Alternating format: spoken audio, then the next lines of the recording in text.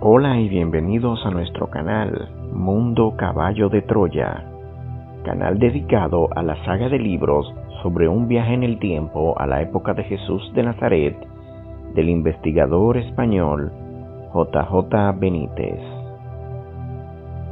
En este video te hablaremos sobre cómo fue realmente que Jesús expulsó del templo a los mercaderes o cambistas.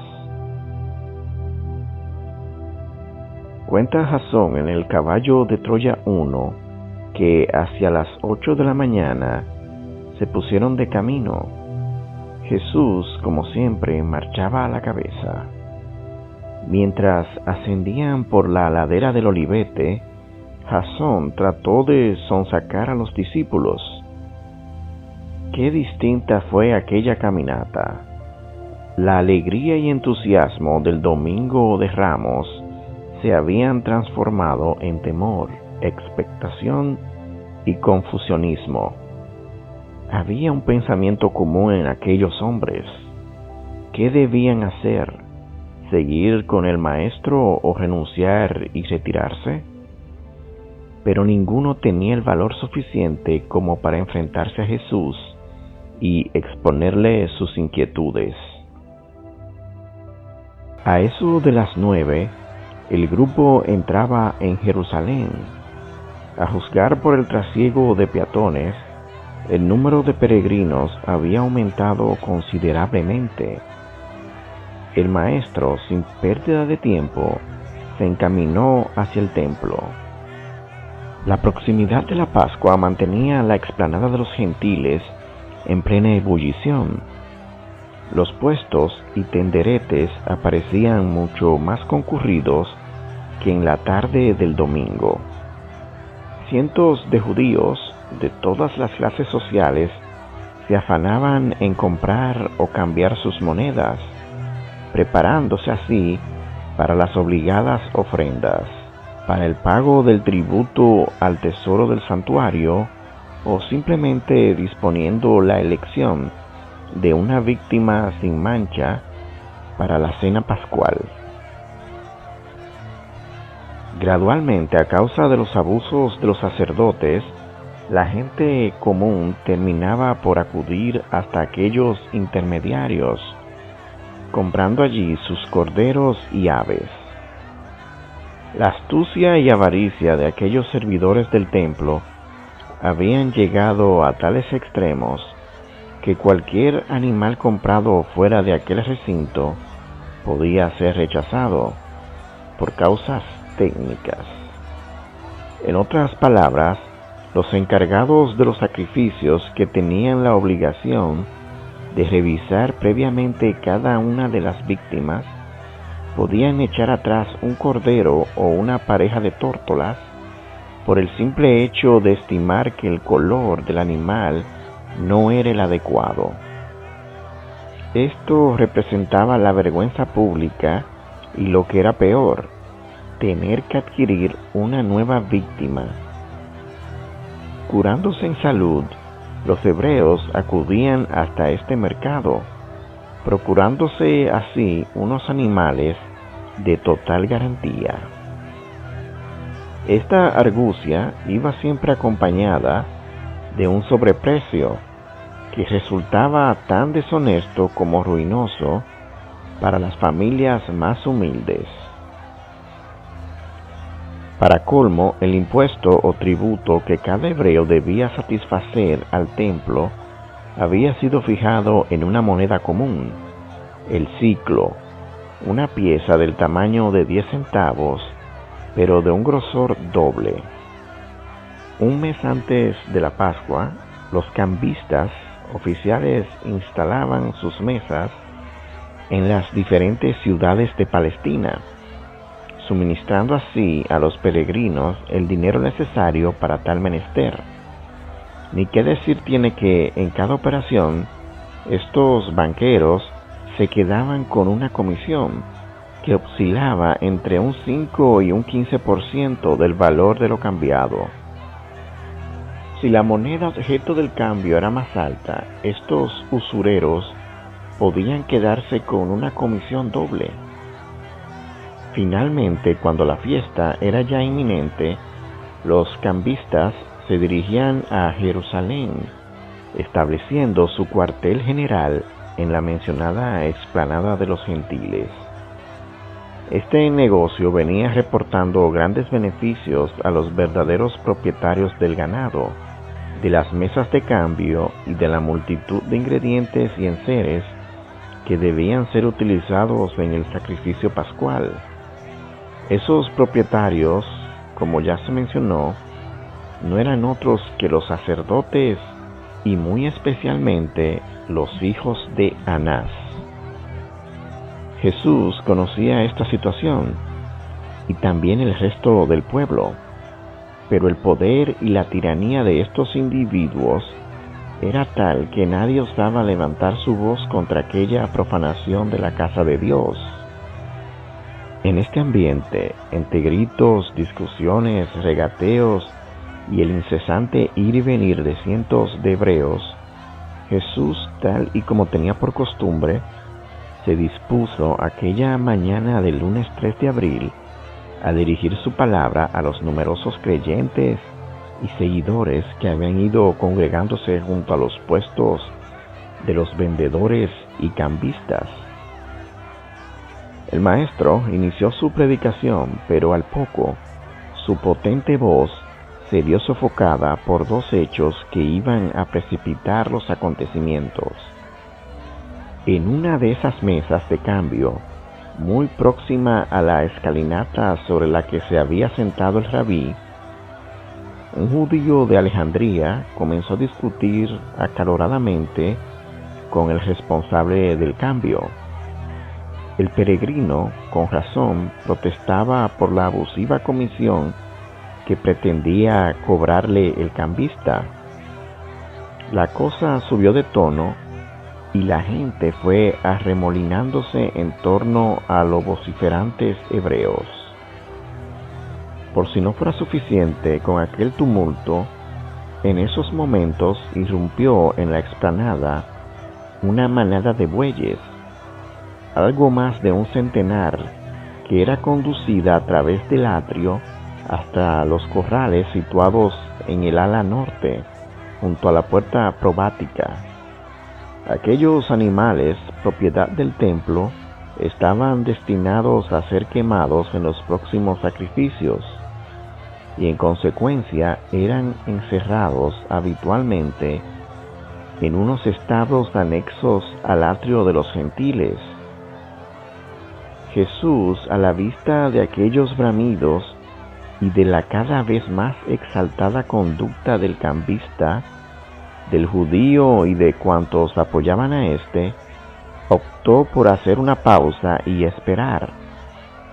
Sus discípulos permanecían retirados, como a unos 15 o 20 pasos, y en silencio, pero aquella violenta situación, lejos de amainar, fue a más. El apretado gentío hacía poco menos que imposible que el joven pastor pudiera hacerse con el dominio de los bueyes que se habían desperdigado por entre las mesas. En eso, mientras el nazareno esperaba impasible, un tercer suceso vino a provocar la chispa final. Entre los judíos que pretendían oír a Jesús se hallaba un Galileo, antiguo amigo del maestro. Este humilde granjero había empezado a ser molestado por un grupo de peregrinos procedentes de la Judea.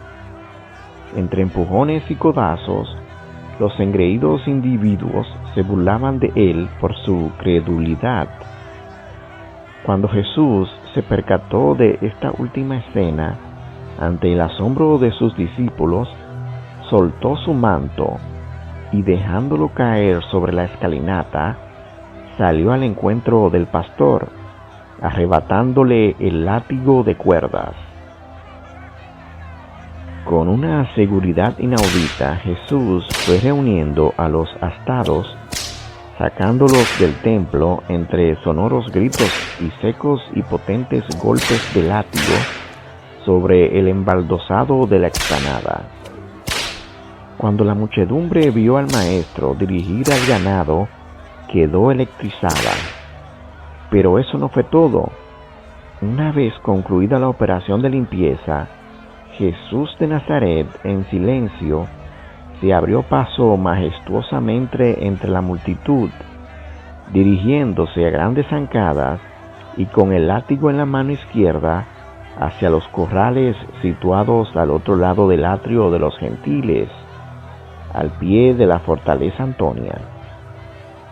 Al llegar a los establos, el maestro, con una frialdad impresionante, fue abriendo uno tras otro todos los portalones, animando a los bueyes, machos cabríos y corderos a salir de sus recintos. En un instante, cientos de animales irrumpieron en el atrio, y el rabí, con la misma decisión y destreza con que había sacado del templo a la primera manada, dirigió aquellos asustados animales en dirección a las mesas y puestos de ventas de los cambistas e intermediarios.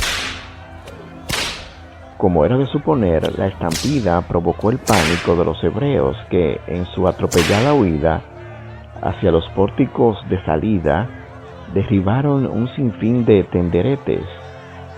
Los bueyes, por su parte, terminaron por pisotear el género, derramando numerosos cántaros de aceite y de sal. La confusión fue aprovechada por un nutrido grupo de peregrinos que se desquitó, volcando las pocas mesas que aún quedaban en pie. En cuestión de minutos, aquel comercio había sido materialmente barrido, con el consiguiente regocijo de los miles de judíos que odiaban aquella permanente profanación. Pero cuando los soldados romanos hicieron acto de presencia, todo aparecía tranquilo y en silencio. Jesús de Nazaret, que no había tocado con el látigo a un solo hebreo, ni había derribado mesa alguna, de ello daba fe el viajero del tiempo, puesto que permaneció muy cerca del maestro, volvió entonces a lo alto de las escalinatas y, dirigiéndose a la multitud, gritó: Vosotros habéis sido testigos este día de lo que está escrito en las Escrituras. Mi casa será llamada una casa de oración para todas las naciones, pero habéis hecho de ella una madriguera de ladrones. Antes de que el rabí concluyera sus palabras, un tropel de jóvenes judíos se destacó de entre la muchedumbre, aplaudiendo a Jesús y entonando himnos de agradecimiento por la audacia y coraje del Galileo. Aquel suceso, por supuesto, no tenía nada que ver con lo que se cuenta en los evangelios, y en los que, dicho sea de paso, el Mesías aparece como un colérico individuo, capaz de golpear y azotar a las gentes. Como ya se ha mencionado, Jesús había predicado otras muchas veces en aquella misma explanada del templo, y jamás se había comportado de aquel modo. Él conocía perfectamente el cambalache y el robo que se registraban a diario en el atrio de los gentiles, y no obstante, jamás se manifestó violentamente contra tal situación. Si en la mañana de aquel lunes provocó la estampida del ganado, fue como consecuencia de una situación concretísima e insostenible. Quienes no podían faltar, obviamente, eran los responsables del templo. Cuando los sacerdotes tuvieron conocimiento del incidente, acudieron presurosos hasta donde se hallaba Jesús. Interrogándole con severidad, dijeron: ¿No has oído lo que dicen los hijos de los levitas? Pero Jesús les contestó: En las bocas de los niños y criaturas se perfeccionan las alabanzas. Los jóvenes arreciaron entonces en sus cánticos y aplausos, obligando a los fariseos a retirarse del lugar. A partir de ese momento, grupos de peregrinos se situaron a las puertas de acceso al templo, impidiendo que pudiera restablecerse el cambio de monedas y la venta normal de los intermediarios. Los jóvenes no consintieron siquiera que fuera transportada una sola vasija por la explanada. Quizás lo más triste y desconsolador de aquel suceso fue la actitud de los 12. Durante la fogosa intervención de su maestro, el grupo permaneció poco menos que acurrucado en un rincón, sin levantar una mano para ayudar o proteger a Jesús. Esta nueva y sorprendente acción del Galileo les había sumido en un total desconcierto. Con esto hemos terminado el video. Si te ha gustado, no dudes en suscribirte a nuestro canal, dar un me gusta, comentar lo que piensas, pero muy sobre todo compartirlo en tus redes sociales. Muchas gracias.